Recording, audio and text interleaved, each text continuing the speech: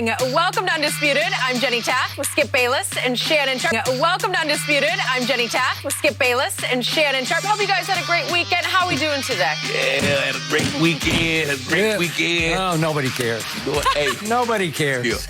Yeah. Is it? Yeah. You know what? I'm glad you did that. You know what time it is? Don't do that. Don't do that. It is finally time for the Los Angeles Clippers to take over Los Angeles and win their first NBA championship.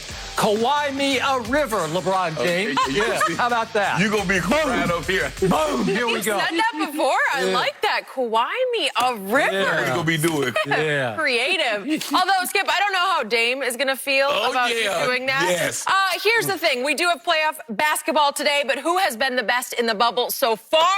Damian Lillard. Dame's hot streak in Orlando was capped off when he was named the unanimous MVP in the bubble over the weekend. Dame willed the Blazers into the A seed by averaging 37.6 points that included games of 42, 51, and 61. Shannon, did Dame deserve MVP?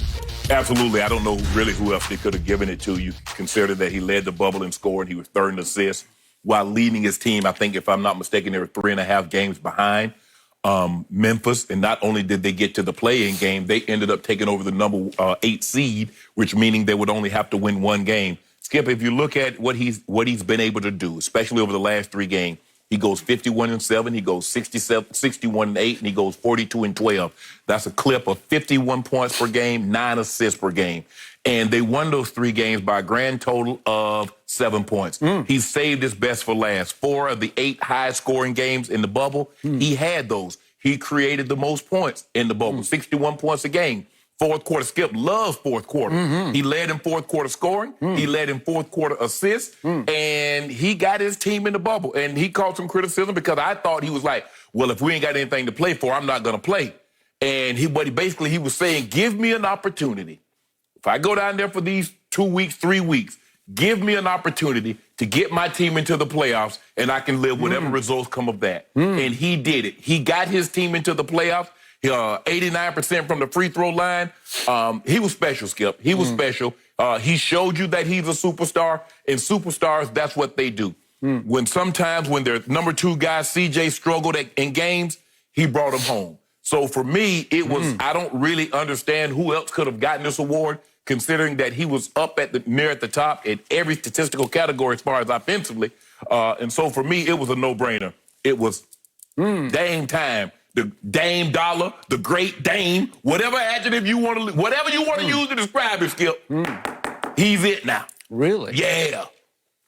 I got to get a new TV. You need to. I either got to get that or I got to get new LASIK, because I thought I was like 2015 vision, but something's wrong with my TV. No, you was I looking saw at the year 2015. very, very different games than you saw. Okay.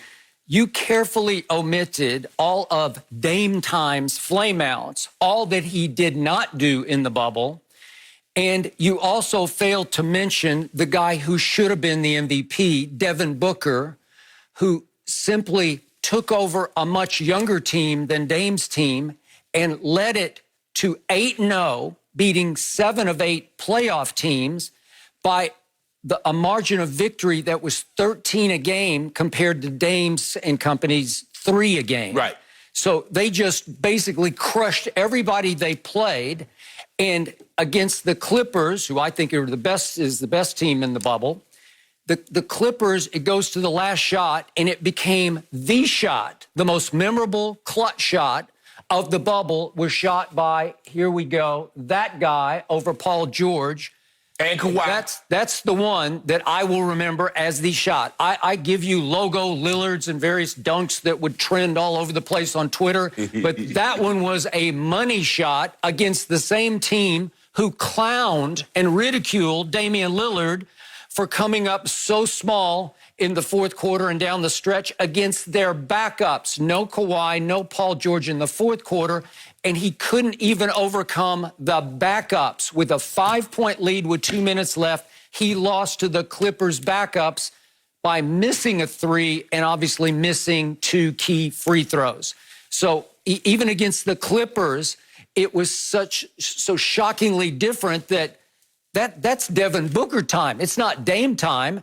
And I'm sorry, but I look at the totality of what Damian didn't do. And by the way, you just made a comment. He saved his best for last. Can I go to the last? Mm-hmm. Do you realize that in the bubble, over Damian's last 19 minutes and 12 seconds of 2 fourth quarters, one against Brooklyn, one against Memphis, 19 minutes and 12 seconds, he didn't score a field goal. The guy you say, it's not even close, it's a no-brainer, did not score a field goal for the last 7-12 against Brooklyn, and it was in a down-to-the-wire shootout. He scored 3 free throws that were bogus, unwarranted, wrong. Are those points? Yes, he got 3 points, but he did not make a field goal. And then in Saturday's fourth quarter, another shootout with Memphis, down to the wire, do or die both games. What did he do? Damian Lillard played all 12 minutes of the fourth quarter and went 0 for 1 from the field. 0 for 1 from the field, and you say he's the runaway MVP? What MVP goes 12 straight minutes without scoring a basket? I just sat there in awe. What MVP doesn't shoot in the fourth quarter? What MVP takes one shot in the fourth quarter? And by the way, guess who was lighting it up and saving his bacon?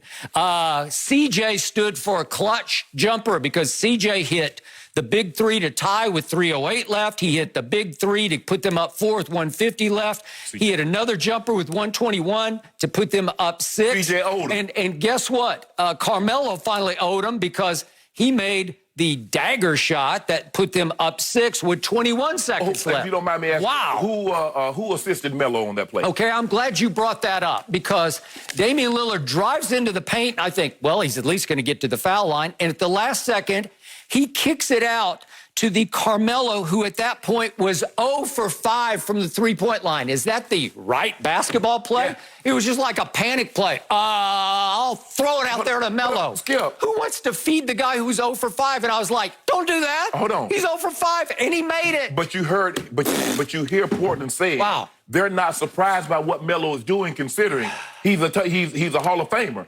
He's this, he's that. So why not have trust? He's on the floor in the fourth quarter for a reason. That seems to be their closing lineup. They're going to have Nurkic, they're going to have Melo, they're going to have Trent, and they're going to have those 2 outstanding guards. Skip, you look at it where he didn't score a basket, but Dame Lillard had 5 points, 5 of 5 from the free throw line with 3 assists. So what superstar shoots one time in the fourth quarter of a shootout, do-or-die game? Skip, you saw him trapping him, getting the ball out of his hands. You saw that. And did you if you're a superstar, you cannot be trapped. Yeah, yes, you can. Yes, you can. LeBron cannot be trapped. Michael Jordan could not be trapped. They said, basically, they said, look, we're going to make someone else other than Dame beat us. And Gary Trent Jr. hit some big threes. You mentioned CJ hit some big threes, hit a big 2. Melo hit a big 3.